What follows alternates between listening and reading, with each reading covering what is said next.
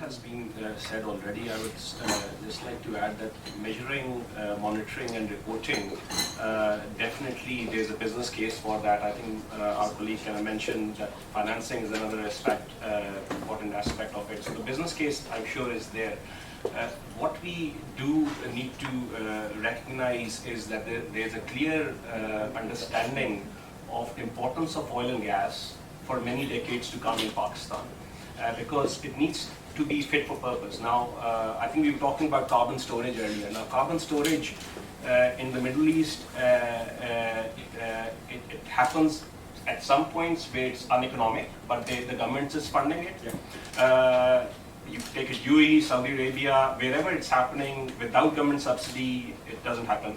So he would recognize that I think we've seen every year carbon storage projects delayed, postponed in the UK and Europe for 15 years before there was government subsidy for it. So it needs to be fit for purpose in Pakistan. Now, what we didn't talk about today is the capital allocation of oil and gas companies to renewables and other forms of energy. We will, of course, there's going to come a point where as other companies, other majors have put in progress reports and they now publish that quarterly, we'll have to, at some point, once we start publishing externally, in particular, sustainability and ESG reports, what type of capital actually we are spending on renewables, what do we spend on measuring, monitoring, reporting, that's when you'll really see the true progress being made quarter on quarter or year by year. So I think we are quite late in the race in the area, but I think there's lots being done in this year already after these companies have signed on the OGDC charter. So I think we'll be moving in the right direction, but I think what we need to educate, not only our colleagues from companies like yourself, but also the government of Pakistan, that there needs to be one, a holistic strategy, and then a true understanding, because there's quite a mixed messaging being reporting in terms of the long-term view of the world. ExxonMobil, BP, international energy industry, I think pretty much they have different kind of timelines, but they're all saying the same thing. Gas is actually growing, natural gas is actually growing in the long term, and the pace of the renewable is not what was expected a few years ago. So I think we collectively and through yourself need to educate the government, so there's a holistic strategy. When you enter COP29, there's a clear vision and next steps being portrayed by the government. So Pakistan goes there with one voice. That's all I want to say. Kind words. I echo basically some of the things that they have already mentioned. GHPL has already signed basically the last COP meeting, basically this overall agreement and consortiums actually, and we are part of it. Actually, GHPL is pushing in the existing ventures all of these initiatives.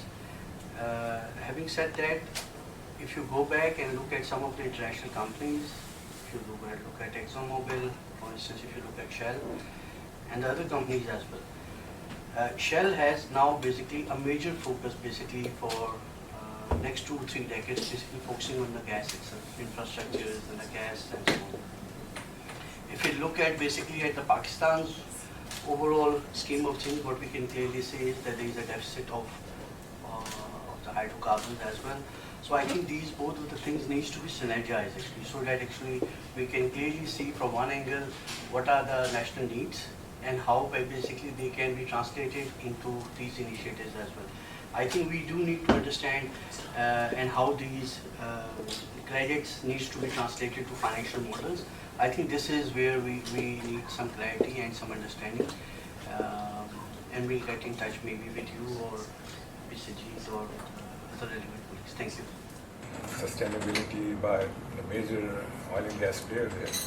I was just wondering that one thing, like said here also, it's the real challenge is going to be how to bring in the regulatory regime sort of a thing.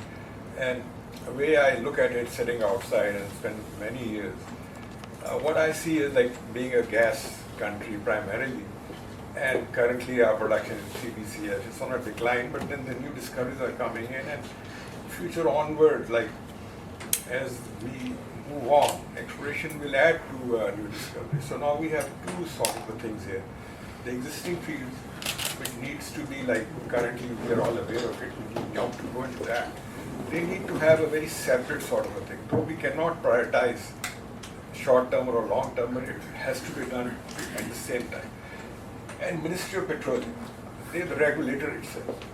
And the way they are like acting, as you can see, very recently I've seen the tail end of production or the mature field, rather than incentivizing the operators, they have put a 15% discount on it. So end of the day, we are in this business to make money. And this is like one of the parts where there is a huge, big disconnect basically, and it is a very negative thing sort of a thing. It has to be addressed here and there. So we need to connect whatever we are doing, involve all the related ministries which are part of it. It is good to have a business model and we go back to them, and the way the regulator, if they are kept out of this, the whole process, we may not be able to achieve the goal. Because incentives are there, but what is happening on ground is very different. Very recently I read what Mari has to go through. There was a 15% discount on the policy price of the gas after producing so much, and we are all aware, as you are like mature field, there is more money has to be going there. So they need to also bring in some incentive in terms of if you adopt any development plan subsequent for the new or whatever you are discovering, they will also be part of giving you incentives. So put that incentive together, that will give them some kind of